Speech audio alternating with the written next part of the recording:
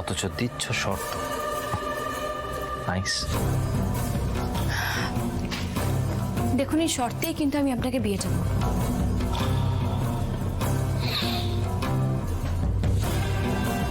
তোমার সাহস দেখে না আমি অবাক হয়ে যাই বর্ণমালা।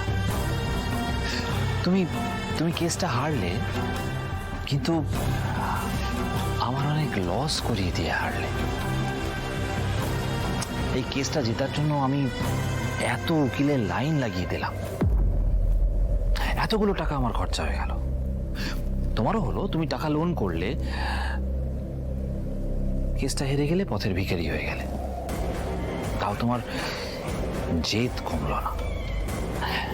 বর্ণমালা, এত জেদ কিসের তোমার? জেদ নয়, লড়াই। সেটা আপনি বুঝবেন না। আমি যেটা বললাম সেটা মেনে নিন।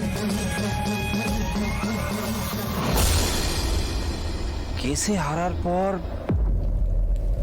তুমি বাধ্য হয়েছ আমার শর্ত মেনে নিয়ে আমাকে বিয়ে করতে।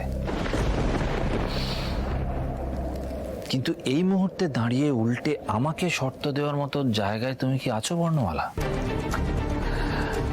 কোর্ট যখন রায় দিয়ে দিয়েছে এই জমি আমার, তারপরেও এসব কথা তুমি আমায় বলছো কি করে বলো তো? দেখুন, প্রয়োজন পড়লে আমি আমার কিডনি বেচে টাকা জোগাড় করে এই কেসটা লড়তাম, উচ্চ আদালতে যেতাম। কিন্তু তাতে আপনি এবং আমি দুজনেই বিপর্যস্ত হতাম। আর তাই আমি একটা মধ্যপন্থা নিলাম। এবার যদি আপনি বলেন যে আমি আপনাকে বিয়েও করবো অথচ আপনি জমিটাও ছাড়বেন না, সেটা তো হয় না, তাই না?